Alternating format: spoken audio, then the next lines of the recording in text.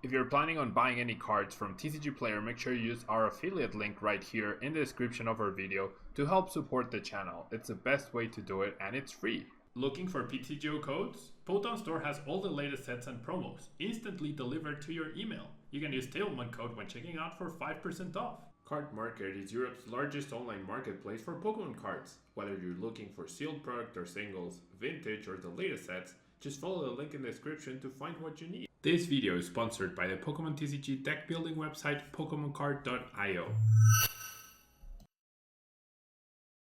Hello everyone and welcome back to another Tablemon video. Now, this weekend we had, it was a tournament field weekend. There were 5 big tournaments spread out across the world, but the one that we're going to be discussing today, which featured some really interesting decks, was the tournament in Japan, which featured over 3,200 players. Now, can you imagine an event of that size? I honestly cannot. 1,000-player tournaments are already really impactful and like humongous in the United States when we've had them, and now we've had a 3,000-player tournament. Can you imagine what Worlds is going to be like in Japan? That is going to be out of this world. But anyways, Giratina VSTAR won. Giratina VSTAR with the Lost Zone engine. I don't think there's anything particularly interesting or super impactful or super game breaking about this list. Is what we've been seeing doing well over at the online tournaments, and it's not surprising at all to see it win because it is very powerful when it gets going. It has Comfort, it has Giratina VSTAR, has access to Sableye and Cramorant, has the water energies to power up Radiant Greninja as well, has a Colress's Experiment, has access to it with Luminion, has a bunch of Pokemon Search with the Val VIP passes, the Quick Balls and the Ultra Balls.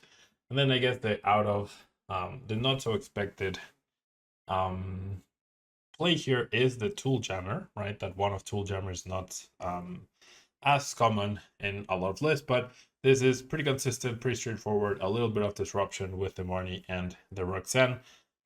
Being able to gust as well with the boss's orders is really cool. And in second place, we did see another very interesting deck, another Lost Zone engine based deck, but this time around featuring a combination of Sableye, Cramorant, and Radiant Charizard.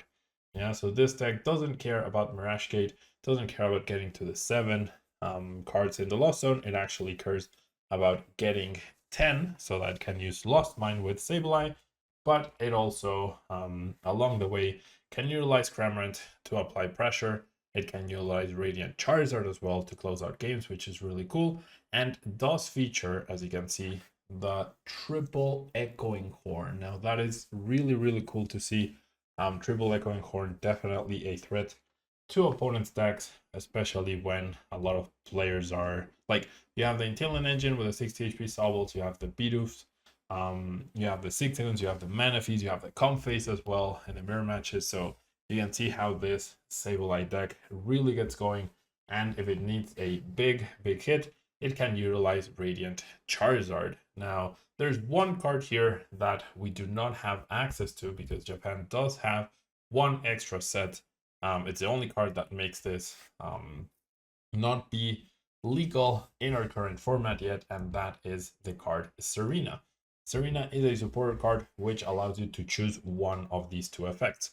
Either you discard up to 3 cards from your hand, then you draw cards until you have 5 cards in your hand, which is really nice, or you switch one of your opponent's benched Pokemon V with their active Pokemon. So you essentially have a V exclusive boss's orders, or you get draw support. Now, I really like this card in terms of playability. I feel like in something like Regigigas, it would be incredibly good because it offers both consistency and gusting, which is something that Reggie really lacks. Either giving up a turn to use boss can sometimes be very hurtful, and then giving up a turn or not being able to boss because you need to search and dig for other resources is also can sometimes really affect the game as well. But Serena essentially solves both of those. Now we do have double Clara to be able to recover the Radiant Charizard, which is really cool. the double lost vacuum as well to get rid of big charms, to get rid of air balloons, and just get more cards into Lost Zone, including your own. You could lost vacuum your own Pokestop in order to make sure that you get more cards into Lost Zone, which is really good. And being able to rely on such powerful yet not energy dependent attackers is really, really good for this deck. And you have Disruption with Roxanne and Marnie as well. What I'm very surprised about this deck is that it doesn't feature Heavy Ball in order to try and unlock the Radiant Charizard at some point in the game. I feel like pricing the Radiant Charizard could be important or impactful. Also, pricing the Zigzagoon could be important or impactful. So a Heavy Ball is definitely a card that I would have loved to see in this list. But overall, clearly it worked for our opponent. There's also no direct way to search for the Radiant Charizard or for Cramorants, right? Because outside of the 4-ball VIP passes, there's 2 level balls and there's 2 fog crystals. There are no quick balls in this deck. So definitely a very interesting way to build the deck. The quad escape rope is also very, very interesting and seems to be very powerful, right? That definitely gets rid of any sort of Empoleon problem or any flying Pikachu V problem. Definitely easy to accommodate for that. And yeah, has recovery with the Clara, has support to recovery with the Pulpad. It doesn't have any discard whatsoever, so you don't have to work. Well, I guess the Pokestop is the discard, but your deck is full of item cards. Has the switch cards as well to make sure that you're able to switch out your basic Pokemon. Just overall, a really, really powerful deck here, it seems. And with the triple Echoing Horn, you definitely have a lot of defense against Flying Pikachu.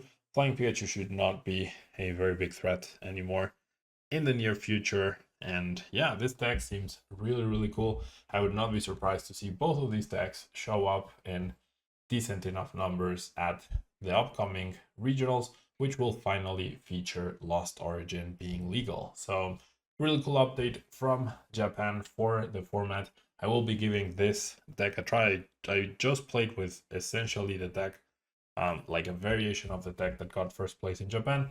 So I will be playing with this version of the deck in the near future in an upcoming video. Lost Charizard box, if you will. I will have to swap out the Serena for a boss at the very least, and I'll see what other changes I do end up making. But to start off, I'll just play the list as is, because getting second place at a 3,200 person tournament, that is a very important feat in and of itself. So yeah, thanks so much for tuning in. Hope you enjoyed. Thanks so much for all the support throughout the weeks. Since Lost Origins released, the channel has been popping off in views, subscribers, support, all the sorts. So I really, really do appreciate it. And friendly reminder to use my codes on sponsored websites. Follow the link on TCG Player. That's the most important one. That's literally so easy to do. You just check out using that link and you're really, really supporting the channel. Yeah, I know a lot of you are buying cards on TCG Player. We're all buying these Lost Origin cards to get updated in the metagame. So please, please, please use the links and you'll make me very happy. Thanks so much. I love bringing this content. I'm so hyped on Pokemon right now, and I can't wait to start competing at Peoria. Thank you so much, and until next time. Bye-bye.